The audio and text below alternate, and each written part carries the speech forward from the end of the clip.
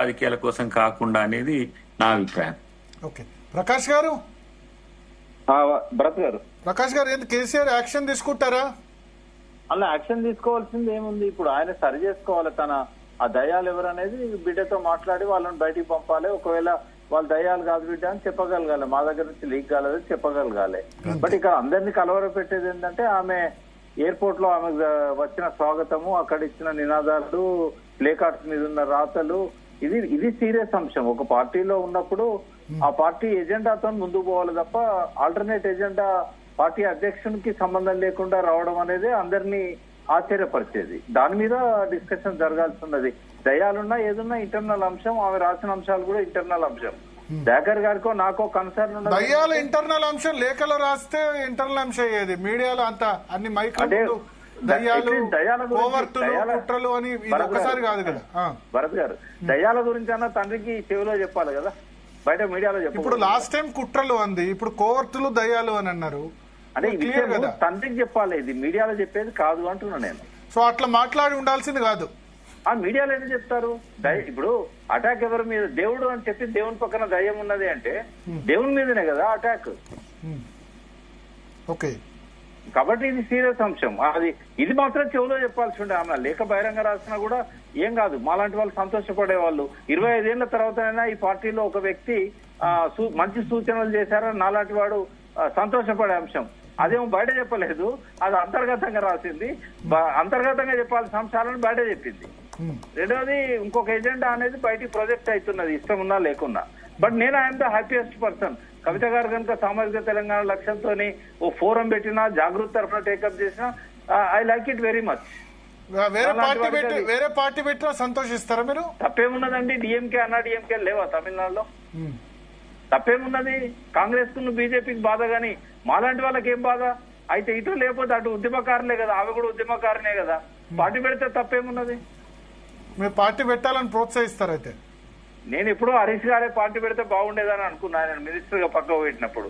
ఎందుకంటే ఈ పదవి అనేది జాతీయ పార్టీలో పోవద్దు, ముఖ్యమంత్రి అనేది తెలంగాణ లోపలనే ఉండాలి అని అనుకున్నా. కానీ ఆయన ధైర్యం చేయలేదు, ముందుకు రాలేదు. కాదు, మీరు అట్లా మాట్లాడితే వెళ్ళిపోతా అంటున్నారు. అయ్యో అయ్యో అయ్యో, నేను నేను వెళ్ళిపోతా ప్రకాష్ అన్నయ్య. నా అభిప్రాయం చెప్పిందబ్బా, సరి చేసుకోవడానికి. అంటే డిఎంకే అన్నా డిఎంకే సరే, ఒకటే ఫ్యామిలీ నుంచి వచ్చిన కాదు కదా, జాతీయ పార్టీలను రానియలేదు కదా వాళ్ళు. నా తెలంగాణ ఇంట్రెస్ట్ ఏంటంటే ఇంకొక ప్రాంతీయ పార్టీ ఉండాలి. అది కవిత పెడతారా, ఇంకొకరు పెడతారా? బట్ ఈ పదవి అనేది మళ్ళీ జాతీయ పార్టీలకు పోవద్దు, ఢిల్లీలో బటన్ నొక్కద్దు. ఇక్కడ మన వాళ్ళే మనల్ని పరిపాలించుకునే స్వయం పాలన కావాలని తెలంగాణ కొట్లాడింది. ఇప్పుడు స్వయం పాలన లేకుండా పోయింది. దయాకర్ పార్టీ పెట్టినా నేను సంతోషిస్తా. స్వయం పాలన కావాలి మనకు, పరాయి పాలన వద్దు. ఓకే, అంటే వేరే పార్టీ రావద్దు. అంటే నేను జాతీయ పార్టీ కాకుండా ఈ పదవి, ముఖ్యమంత్రి పదవి అనేది ఇంటర్నల్ గానే తెలంగాణ వాళ్ళ చేతుల్లో ఉండాలి, ఉద్యమకారుల చేతుల్లో ఉండాలి. ఒకవేళ కేసీఆర్ గారి ఫ్యామిలీలో అయితే నేను సంతోషిస్తా కూడా. సంతోషిస్తారు? ఏ సార్, వై నాట్? ఉద్యమకారులు, ఉద్యమ రక్తం, తప్పేమున్నది? కానీ ఇప్పుడు వాళ్ళిద్దరి మధ్య చెల్లితే కాంగ్రెస్ బీజేపీకి లాభం. ఏం లాభం కాదు. ఎందుకైందండి? ఇప్పుడు ఒకవేళ హరీష్ రావు గారు పార్టీ పెట్టి ఉంటే రేవంత్ రెడ్డి ఎక్కడ వచ్చేవాడు? ఇక్కడ ఉన్న అసంతృప్తి అంతా ఆయన దిక్కుపోయేది తప్ప కాంగ్రెస్ కు బీజేపీకి ఎందుకు పోయేది? నేను ఇప్పటికీ స్ట్రాంగ్ అడ్వకేట్ చేస్తున్నా, ఇంకొక ప్రాంతీయ పార్టీ అవసరం తెలంగాణలో ఉంది. అది ఇప్పుడు టీఆర్ఎస్ అధికారంలోకి వచ్చిన తర్వాతనైనా ఎప్పుడో ఒకసారి అయితే 2 పార్టీల పాలన ఇక్కడ ఉండాలి. కామరాజు లాంటి పెద్దవాడు, సిద్ధార్థ శంకర్ రాయ్ లాంటి వాళ్ళు 63, 67 మట్టి కొట్టుకపోయారు. అప్పటి నుంచి కాంగ్రెస్ అక్కడ బెంగాల్లో రాలేదు, తమిళనాడులో రాలేదు. తెలంగాణ అట్లా కావాలని ఒక నికార్సైన తెలంగాణ వాదిగా నేను కోరుకుంటున్నా. ఓకే, సో శ్రవణ్ గారు పార్టీ పెడితే తప్పేంది అంటున్నారు. ప్లస్ ఇంకొక మాట కూడా, హరీష్ రావు గతంలో పార్టీ పెట్టుంటే ఈ పార్టీకి రేవంత్ రెడ్డి ముఖ్యమంత్రి అయ్యేవాళ్ళు కాదు. హరీష్ రావు అయ్యేవాళ్ళ ముఖ్యమంత్రి, లేదా బీజేపీ? 100% అయ్యేవాడు. రేవంత్ రెడ్డి కాక హరీష్ రావు ఎందుకు కాదండి? రేవంత్ రెడ్డి హరీష్ రావు గారి వెహికల్ ముందట మా కార్యకర్తగా డాన్స్ చేసిన వ్యక్తి.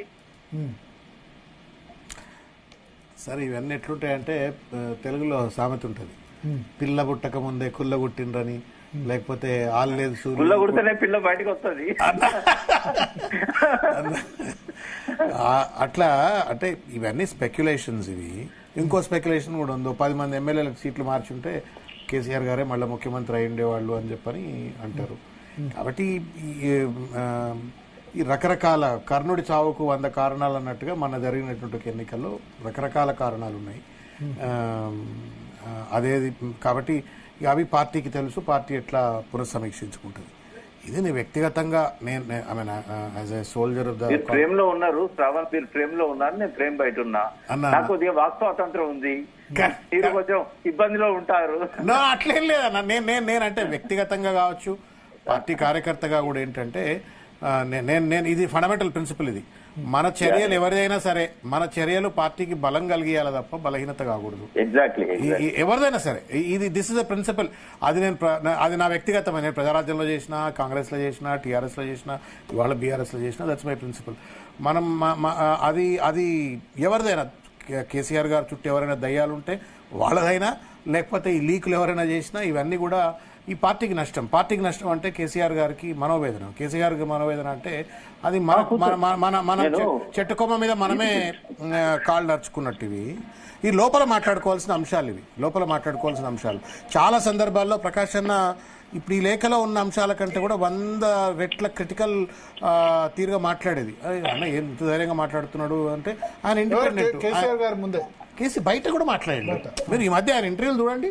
ఆయన ఇంటర్వ్యూలు చూస్తే ఒక అద్దం ముందు నిలబెట్టినట్టుగా చాలా నిష్కర్షగా చాలా అంశాలు మాట్లాడింది. అవి రైట్ కావచ్చు, కావచ్చు అనేటువంటి ఎవాల్యుయేషన్ పక్కన పెట్టినట్టయితే ఆయన is not in the party. He's a well-wisher of KCR, he's a well-wisher of Telangana, he's a Telangana ideologue. Jayashankar గారి తర్వాత అంత పెద్ద సిద్ధాంతకర్త కాబట్టి వారు మాట్లాడుతున్నారు. బట్ పార్టీలో సభ్యులైనటువంటి వాళ్ళు మాట్లాడినప్పుడు కొంత ఏది బయట మాట్లాడితే లాభం అవుతుంది, ఏది లోపల మాట్లాడితే నష్టం అవుతుంది అనేటువంటిది కొంత సంవయనము అది ప్రదర్శిస్తే it will be good for the party. Tomorrow if somebody else will talk something else. But కవితకు ఆపర్చునిటీ ఎంపీ ఇచ్చారు, ఆ తర్వాత ఎంపీగా ఓడిపోయారు, ఆ తర్వాత ఎమ్మెల్సీ అవకాశం ఇచ్చారు 2 సార్లు కదా, 2 సార్లు కదా ఎమ్మెల్సీ, ఒకటే సార్ లోకల్ బాడీ ఎమ్మెల్సీ ఒకసారి సార్. ఆ టర్మ్ ఇంకా కంటిన్యూ అవుతున్నట్టుంది. సో ఎందుకు అసంతృప్తి తెలీదే ఇప్పుడు.